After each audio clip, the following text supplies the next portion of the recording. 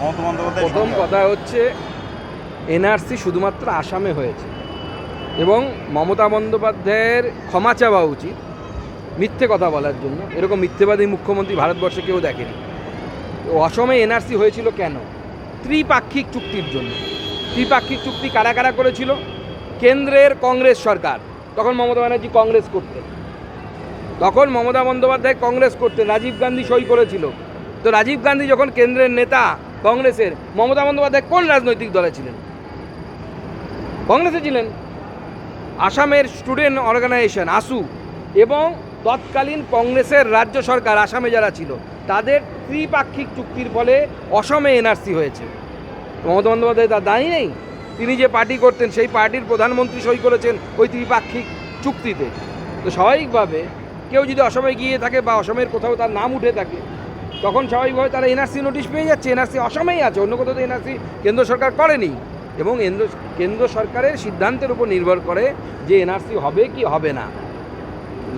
ভারতবর্ষের সংবিধান বলছে ভারতবর্ষের নাগরিক কে হবে, নাগরিকত্ব কে পাবে, এই নিয়ে আইন তৈরি করার অধিকার কেন্দ্র সরকারের আছে। সংবিধান বলছে, সংবিধানটা তো নরেন্দ্র মোদী বানায়নি, সুকান্ত মজুমদারও বানায়নি। সংবিধানটা কিন্তু সেই সময়কার কংগ্রেসি নেতারাই বানিয়ে গেছে। বলছি, তৃণমূল সোশ্যাল মিডিয়ায় একটা পোস্ট করছে যে মুম্বাইতে পরিযায়ী শ্রমিকের মৃত্যু, কিন্তু তথ্য যাচাই করে দেখা যাচ্ছে তিনি বিবাহ বহির্ভূত। হ্যাঁ, তাদের অবৈধ সম্পর্কের জন্য খুন হয়েছে। পরিযায়ী শ্রমিক মিথ্যাচার। তৃণমূল ওইভাবে ভোট জিততে চাইছে। তৃণমূল মানুষকে বিভ্রান্ত করে বাঙালি বাঙালি। মমতা বন্দ্যোপাধ্যায় বিপদে পড়লে বাঙালি সেন্টিমেন্ট নয়, সেন্টিমেন্ট নেন। আমি তো দেখলাম অভিষেক বন্দ্যোপাধ্যায় বলেছেন সবাই নাকি বাংলায় ভাষণ দেবে। আমি অপেক্ষা করছি কবে আমাদের ইউসুফ পাঠান লোকসভায় দাঁড়িয়ে বাংলা ভাষায় ভাষণ দেবে, কবিতা আবৃত্তি করবে। আমি তো অপেক্ষা করছি, দেখি কবে পারে। মমতা বন্দ্যোপাধ্যায় ইস্যুটা নিয়ে সরব হওয়ার পর পুলিশের তৎপরতা একেবারে তুঙ্গে। রাজ্য স্তরে বৈঠক হয়েছে, রাজ্য পুলিশের সোশ্যাল মিডিয়ায় পোস্ট করে হেল্পলাইন নম্বর দেওয়া হয়েছে। হ্যাঁ, বিভিন্ন রাজ্যে নিগ্রহ হলে যোগাযোগ করলে পাশে থাকার আশ্বাস দিচ্ছে। এডিজি আইন শৃঙ্খলা দফায় দফায় জেলার পুলিশ সুপারদের সঙ্গে কমিশনারদের সঙ্গে বৈঠক করছেন। 3 দফা নির্দেশ দেওয়া হয়েছে যে কোথাও বাংলা শ্রমিক আটক হয়েছে জানলে দ্রুত তাদের সব তথ্য যাচাই করে রিপোর্ট দিতে হবে এবং ওই আটক হওয়া শ্রমিকদের উদ্ধার করতে হবে। দেখুন, প্রথম কথা হচ্ছে বাঙালিরা যে অন্য রাজ্যে আক্রান্ত হচ্ছে বা অন্য রাজ্যে পুলিশি হেনস্থা বা যাই বলুন না কেন সেটাকে, তার মূল কারণ হচ্ছে মমতা বন্দ্যোপাধ্যায়ের প্রশাসন। মমতা বন্দ্যোপাধ্যায়ের প্রশাসনের কাছে লিস্ট পাঠায় অন্য রাজ্যের প্রশাসন। রিসেন্টলি হরিয়ানা সরকার পাঠিয়েছে 50 জনের উপরে নাম। বলেছে আপনারা চেক করে বলুন যে এরা বাংলার পার্মানেন্ট অধিবাসী কি না, অর্থাৎ এরা ভারতের নাগরিক কি না। এটা মমতা বন্দ্যোপাধ্যায় সরকারের কাছে জানতে চেয়েছে। আপনাদের নিশ্চয়ই মনে আছে যখন অসমে এনআরসি হয়েছিল, আমাদের বাংলার মেয়েরা যারা অসমে বিয়ে হয়েছিল তাদের এনআরসিতে নাম ওঠেনি, শুধুমাত্র রাজ্য সরকার উপযুক্ত সময়ের মধ্যে, নির্দিষ্ট সময়ের মধ্যে কোনো তথ্য দেয়নি বলে বদমাশি করে দেয়নি। এটা মমতা বন্দ্যোপাধ্যায়ের জন্য হচ্ছে। মমতা বন্দ্যোপাধ্যায়ের কাছ থেকেই তো অন্যান্য প্রশাসন জানতে চাইছে। আচ্ছা, উনি তো বলছিলেন এতদিন যে বিজেপি করছে, তাহলে তামিলনাড়ুতে পরিযায়ী শ্রমিকরা একের পর এক অ্যারেস্ট হচ্ছে কেন? তামিলনাড়ুতে তো ওনার পাতানো ভাই থাকে, নিজের ভাইয়ের মতো ভাই, মিস্টার স্টালিন, একদম ফিশ ফ্রাই জোট, যেমন নাম তেমন ভাই। পুলিশের তৎপরতাটা, পুলিশের তো অন্য সময় তৎপরতা না, পুলিশ এখন মমতা বন্দ্যোপাধ্যায় ধ্যাতানি দিচ্ছে, এটা পলিটিক্যাল স্ট্যান্ডবাজি পুলিশের। পুলিশ যদি পশ্চিমবঙ্গে আইন শৃঙ্খলা মানতো তাহলে এই অবস্থা হতো না। আজকে পশ্চিমবঙ্গে এত অবৈধ অনুপ্রবেশকারী কার জন্য? পুলিশের জন্য। পুলিশ অ্যারেস্ট করে না, গ্রেপ্তার করে না।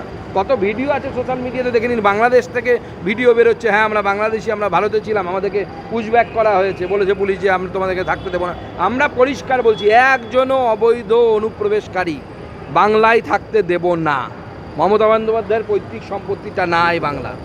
আমার পূর্বপুরুষ শ্যামাপ্রসাদ মুখার্জি এই বাংলা তৈরি করে গেছেন, মমতা বন্দ্যোপাধ্যায় পূর্বপুরুষ তৈরি করেনি। এই পুলিশের বিরুদ্ধে অভিযোগ হচ্ছে কামদুনিতে দোষীদের ধরতে পারেনি, ছাড়া পেয়েছে কড়াইয়াতে। আজকে তমলুকে 7 বছর পর তথ্য প্রমাণ না থাকায় বেকসুর খালাস ধর্ষণ। আমি তো সেটাই বলছি, আমরা সেটাই বলছি বারবার, যে মমতা বন্দ্যোপাধ্যায় অপরাজিতা বলুন আর পুষ্পজিতা বিল বলুন, এই সমস্ত বিল হচ্ছে মানুষকে বোকা বানানোর জন্য। কামদুনিতে ছাড়া পেয়ে গেছে, আজকে তমলুকে ছাড়া পেল, আগামী দিনে দেখবেন অন্যান্য জায়গাতে ছাড়া পাবে। কারণ তথ্য প্রমাণ লোপাট করার জন্য এরা স্পেশালাইজ সেল বানিয়ে ফেলেছে তৃণমূলের পুলিশের ভেতরে, যে তৃণমূলের নেতারা ধর্ষণ করবে আর সেই তথ্য প্রমাণ লোপাট করে আইপিএস আইএস যারা অফিসার তারা ধর্ষকদের বাঁচাবে। এর কোনো সাজা কোনো রাজ্য সরকার আইন করে করতে পারে কি পারে না, এই বিষয়ে আমার মনে হয় আইনজ্ঞদের বা আইন বিশেষজ্ঞদের মতামত নেওয়া উচিত। আমি যতদূর জানি যে কোনো রাজ্য সরকারের পক্ষে ক্যাপিটাল পানিশমেন্টের সাজা দেওয়ার প্রাবধান বা শক্তি সংবিধান আমাদেরকে দেয়নি। দ্বিতীয়ত, যে বিষয়টি আমি আগেও বলেছি আবার বলছি, ভারতবর্ষের সংবিধান ফেডারেল স্ট্রাকচার বলছে যদি কোনো একই ক্রাইমের ক্ষেত্রে, একই অপরাধের ক্ষেত্রে কেন্দ্র এবং রাজ্য দুজনের আইন থাকে, তাহলে কেন্দ্রের আইন বা সেন্ট্রাল লেজিসলেশন উইল প্রিভেল, এটা পরিষ্কার লেখা আছে আমাদের সংবিধানে। তো স্বাভাবিকভাবে একই ক্রাইম তাদের রাজ্য সরকারও আইন তৈরি করছে, কেন্দ্র সরকারও আইন তৈরি করছে, এটা আমার মনে হয় ঠিক হয়নি। সেটা স্বাভাবিকভাবে রাজ্যপাল বা মহামহিম রাষ্ট্রপতি কেউ সংবিধানের ঊর্ধ্বে তো গিয়ে কিছু করতে পারেন না। হ্যাঁ, তৃণমূল কংগ্রেস পারে, তারা তো সংবিধানের বাইরে, সংবিধানের ঊর্ধ্বে, মানে ভারতবর্ষের সংবিধানের ঊর্ধ্বে বা বাইরে, তো স্বাভাবিকভাবে তারা করতে পারে। কিন্তু তৃণমূল বলছে যে আপনারা চাইছেন না ধর্ষণকারীদের শাস্তি হোক, রাজ্য বিধানসভায় পাশ হয়ে যাচ্ছে, কেন্দ্র সেটাকে আটকে রাখছে। না, রাজ্য বিধানসভার কোনো নিয়মকানুন আছে নাকি? যে বিধানসভায় স্পিকার বসে থাকেন এবং তিনি দেখেন নির্লজ্জের মতো, বেহায়ার মতো যে বিধানসভার মধ্যে দলবদল হচ্ছে, পার্থ চট্টোপাধ্যায়, ফিরহাদ হাকিম সাহেবরা কারো হাতে দলীয় পতাকা তুলে দিচ্ছেন, এটা ভারতবর্ষে আমরা ক্ষমতায় থাকি বা কংগ্রেস ক্ষমতায় থাকুক, লোকসভাতে এটা আমরা জীবনেও ভাবতে পারি না এটা হতে পারে। তো গণতন্ত্রের কিছু রাখেইনি, সংবিধানে কিছু রাখেইনি। আইন বিশেষজ্ঞদেরকে জিজ্ঞেস করুন না, তারা ক্লিয়ার করে দেবেন, দুধ কা দুধ পানি কা পানি হয়ে যাবে। কামদুনি করে বিভিন্ন জায়গায় আজকে ট্রেনিং হচ্ছে বিএলওদের নিয়ে, এবং সেখানে এসআইআর যে কোনো সময় হতে পারে তার জন্য প্রস্তুত রাজ্য, এমনটা সিইও নিজে বলছেন। দেখুন, প্রথম কথা হচ্ছে ইন্টেন্সিভ রিভিশন। সেই ইন্টেন্সিভ রিভিশন 2003 সালে শেষ হয়েছিল গোটা ভারতবর্ষে, এবং এটা আমাদের নির্বাচন কমিশনের একটি করণীয় কাজের মধ্যে পড়ে। নির্দিষ্ট সময় অন্তর অন্তর ইন্টেন্সিভ রিভিশন হয়, এবং এটা পুরোটাই হচ্ছে সরকারের মধ্যে কোনো বিষয় নেই, এর মধ্যে পুরোটাই হচ্ছে কেন্দ্রীয় নির্বাচন কমিশন, তার বিষয়। সরকারি মেশিনারি এতেই ব্যবহৃত হয়, সরকারের যে বিভিন্ন পদাধিকারী আছেন তারা এতে থাকবে। এবং এই এসআইআরকে কেন্দ্র করে যে মিথ্যে কথা বলা হচ্ছে এবং মানুষের মনে ভয় ঢোকানোর চেষ্টা হচ্ছে, আপনাদেরকে অনুরোধ করব যে আপনারা মিডিয়ার বন্ধুরা যারা আছেন, যারা গণতন্ত্রের চতুর্থ স্তম্ভ, তাদের উচিত মানুষকে সঠিকটা জানানো। এই যে 56 লক্ষ মুখ্যমন্ত্রী বলছেন বিহারের সংখ্যাটা, আপনি নির্বাচন কমিশনের ওয়েবসাইটে গিয়ে দেখুন না কী লেখা আছে তাতে। এই 56 লক্ষর মধ্যে কারা? 20 লক্ষর উপরে হচ্ছে যারা মারা গেছে। মুখ্যমন্ত্রী কি চাইছেন? যারা মারা গেছে তাদের নাম ভোটার লিস্টে থাকবে? এটা যুক্তিযুক্ত? 28 লক্ষ মানুষ এরকম পাওয়া যাচ্ছে যারা বিহার থেকে অন্য রাজ্যে চলে গেছেন পার্মানেন্টলি, তাদের বাড়িতে থাকেন না। তাহলে আমি যদি আমার বাড়িতে না থাকি, তাহলে আমার নাম কি আমার বিধানসভা বা আমার ভোটার লিস্টে থাকার কথা? হয় না, এটা উচিত নয়। তো মানুষকে এভাবে ভয় পাওয়ানোর চেষ্টা করা হচ্ছে। ইন্টেন্সিভ যে revision, it is an integral part of the Indian democracy, আমরা বরাবর হতে দেখেছি। এই নির্বাচন কমিশনের বিষয়ে আমারও কিছু করার নেই, আপনারও কিছু করার নেই। নির্বাচন কমিশনের কোনো বিষয় নিয়ে, যেহেতু এটা সাংবিধানিক বিষয়, এই নির্বাচন কমিশন একটি সাংবিধানিক সংস্থা, সেটা নিয়ে লোকসভা বা রাজ্যসভাতে কোথাও আলোচনাও হওয়া সম্ভব নয়। তাহলে তো আগামীকাল সুপ্রিম কোর্টের আইনই আপনারা বলবেন যে লোকসভা বা রাজ্যসভায় আলোচনা করতে হবে। এটা মানে অবৈজ্ঞানিক এবং অসংবিধানসম্মত। সেজন্য আমাদের সরকার এতে সায় দেয়নি বিএসসিতে যে আমরা এটা নিয়ে লোকসভা এবং রাজ্যসভায় কোনো আলোচনায় আমরা রাজি নই। আবার একটা পরিযায়ী শ্রমিকের পরিবার বলছে রাজস্থানে বাঙালি হওয়ায় বাংলাদেশের নাগরিক মনে করে গ্রেপ্তার, 2 মাস জেলে আটকে রাখার পর বাংলাদেশে পুশব্যাক করা হয়েছে। প্রশাসন বলছে পাশে আছি, এবং এরা প্রশ্ন তুলছে যে বাঙালি হওয়াই কি অপরাধ? এবং প্রথম কথা হচ্ছে, রাজস্থানে কত লক্ষ বাঙালি শ্রমিক যায় হিসেব আছে রাজ্য সরকারের কাছে? কয়েক লক্ষ যায়। তার মধ্যে একজন যদি এই কেসটা হয়েও থাকে এবং সে হয়তো বাঙালি নাগরিক বলছে, তার পূর্বপুরুষ আদৌ বাংলাদেশ থেকে এসেছে কিনা সেটাও তো চেক হওয়া দরকার। প্রথম কথা হচ্ছে, এত বিপুল সংখ্যক আধার কার্ড, ভোটার কার্ড জালি তৈরি হয়েছে।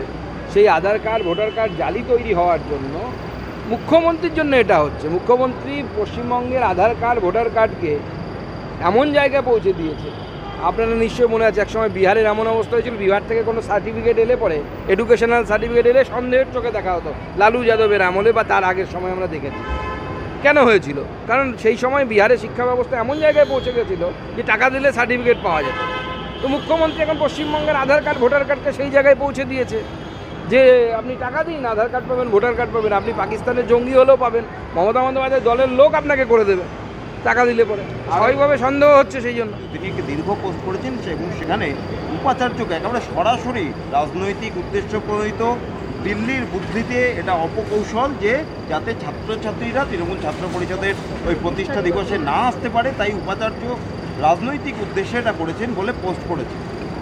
দেখুন, যে তৃণমূল কংগ্রেসের নেতারা তারই দলের একজন ছাত্র নেত্রীর ছবি, সেটা এআই করা না সেই বিষয়ে আমি যাচ্ছিই না, বিভিন্ন গ্রুপে দেয় এবং যার নাম বলছেন তার বিরুদ্ধেই যখন অভিযোগ, সেই অভিযোগ এদের মিছিলে ছাত্ররা যত কম যায়, বিশেষ করে যারা পরীক্ষা দেবে এরকম ছাত্র পড়াশুনো করে, তারা যত কম যায় ততই তাদের মঙ্গল। নাহলে এদের জীবনে ওরকম হয়ে যাবে এআই তৈরি করতে করতে আর মেয়েদের ছবি নগ্ন করে বিভিন্ন গ্রুপে গ্রুপে দিতে দিতে জীবন যাবে। উপাচার্য বলেছেন কলকাতা বিশ্ববিদ্যালয়ে কোনো রাজনৈতিক দলের অনুষ্ঠানের জন্য কোনোদিন পরীক্ষার সূচি বদলায়নি, বদলাবেও না, উচিত 28 নয়। আগস্টই হবে। উচিত নয়। কোনো রাজনৈতিক দলের কর্মসূচির জন্য শিক্ষাক্ষেত্রে পরীক্ষার দিন পরিবর্তন করা উচিত নয়। রেজিনগরের তৃণমূল কর্মী খুন হয়েছিল, অভিযোগ বিজেপি কর্মী এই খুনের পিছনে যুক্ত। রেজিনগরে বিজেপি আছে কোথায়? হাতে গোনা তো কয়েকটা হিন্দু, ওখানে হিন্দুরাই বিজেপি করে, হিন্দুরাই নিজেদের প্রাণ বাঁচাতে পারছে না, আবার বিজেপি কাউকে খুন করবে। এটা তৃণমূল কংগ্রেসের গোষ্ঠীদ্বন্দ্ব। এখন তো রেজিনগরে নতুন দল হওয়ার হাওয়া ঘুরে বেড়াচ্ছে সেখানে। দেখুন কোন দল, নতুন দল, কে হুমায়ুন, কে কোথায় কি করছে তার ঠিক নেই। মুম্বাই হাইকোর্টের একটা অবজারভেশন সিপিএমের জন্য বলেছেন গাজা প্যালেস্তাইন নিয়ে কথা বলা বন্ধ করুন, দেশপ্রেমিক হন। সিপিএমকে কড়া বার্তা দিয়েছে মুম্বাই আমরা তো বরাবরই বলে এসেছি সিপিএমকে যে আমাদের দেশে সিপিএম এবং কমিউনিস্ট নেতারা কমসে কম চায়নার কমিউনিস্ট পার্টি নেতাদের মতো যদি দেশভক্ত হতো না, চায়নার কমিউনিস্ট পার্টির নেতারা তাদের দেশের প্রতি একদম 100% তারা দেশভক্ত, এই বিষয়ে কোনো সন্দেহ নেই। আমাদের আইডিওলজির বিপরীত আইডিওলজি হতে পারে, কিন্তু পশ্চিমবঙ্গ তথা ভারতবর্ষের সিপিএম বা বামপন্থী নেতারা যদি সেটা হতেন তাহলে ভারতবর্ষের লাভ হতো। 10 লক্ষ টাকাটাই গিমিক, যেটা ভোটের আগে মমতা বন্দ্যোপাধ্যায় কোথা থেকে দেবে 8,000 কোটি টাকা? আরে সরকার খেতে দিতে পারছে না, দিয়ে দিতে পারছে না, সমস্ত কিছু বন্ধ, কোথাও কোনো ধরনের কাজ হচ্ছে না। এনআরইজিএসে যারা কাজ করেছে সেই সমস্ত কন্ট্রাক্টররা তারা এখনও পয়সা পায়নি। জগন্নাথ মন্দির যে তৈরি করেছে খোঁজ নিয়ে দেখুন সেও পয়সা পেয়েছে কি না। ভয়ঙ্কর পরিস্থিতি রাজ্যের জঘন্য পরিস্থিতি। আর যদি দেয় আর জগন্নাথ মন্দির নিয়ে যেটা বললে পরে জানাবো। সুকান্তদা, দিলীপ বাবুর একটি ভিডিও নিয়ে বিতর্ক তৈরি হয়েছে, চরম বিতর্ক হচ্ছে এবং অনেকেই অনেক রকম কথা বলছেন, কেউ দল ছাড়ার কথা বলছে, মানে আপনারা দলীয়ভাবে দেখুন, বিষয়টাকে প্রথম কথা হচ্ছে এখনকার টেকনোলজির যুগে কোনো ভিডিও নিয়েই সেই ধরনের বেশি কিছু কথা বলা উচিত নয়। এবং সবথেকে বড় কথা, ব্যক্তিগত জীবনে কে কার সাথে কি করবে, আপনি আপনার ব্যক্তিগত জীবনে কি করেন তাতে আমার উকি মারার অধিকার নেই। কোনো কমপ্লেন হয়েছে কি? তৃণমূল বলছে এটা না, দিলীপ বাবু হয়েছে, দিলীপ বাবুর বিরুদ্ধে কোনো কমপ্লেন হয়েছে কি? হয়নি। ভাবার তৃণমূল বলছে বিজেপির গোষ্ঠীদ্বন্দ্বের ফল, বিজেপির লোকেরা এই ধরনের ভিডিও প্রকাশ করছে নিজেদের অন্তর্দ্বন্দ্ব তার কারণে। আমার মনে হয় না, আমি এই ভিডিও সেইভাবে দেখিও নি, আমার এই ভিডিও নিয়ে কোনো বিন্দুমাত্র ইন্টারেস্ট নেই এবং কে কার সাথে ব্যক্তিগত জীবনে কোথায় কি করছে এই বিষয়ে আমাদের মনে হয় আলোচনা না করাই ভালো। देखिए, ये जो बिल पश्चिम बंगाल की सरकार ने लाया था, ये बिल कॉन्स्टिट्यूशन के खिलाफ है, क्योंकि हमारा कॉन्स्टिट्यूशन जहाँ तक मुझे पता है कि कोई स्टेट गवर्नमेंट डेथ पेनल्टी की एक्ट नहीं बना सकता। दूसरी बात, सबसे बड़ी बात ये है कि अगर किसी क्राइम के ऊपर सेंट्रल और स्टेट दोनों का एक्ट होता है तो हमारा संविधान कहता है कि सेंट्रल गवर्नमेंट का बनाया हुआ एक्ट वो प्रिवेल करेगा। तो बाकी तो जो कानून के जानकार है वो लोग बताएंगे। मुझे उतना पता नहीं कानून के बारे में, मैं कानून का स्टूडेंट भी नहीं रहा, लेकिन जितना मैं जानता हूँ इस हिसाब से मुझे ऐसा लगता है। बाकी कानून के जानकार जो हैं वो बताएंगे।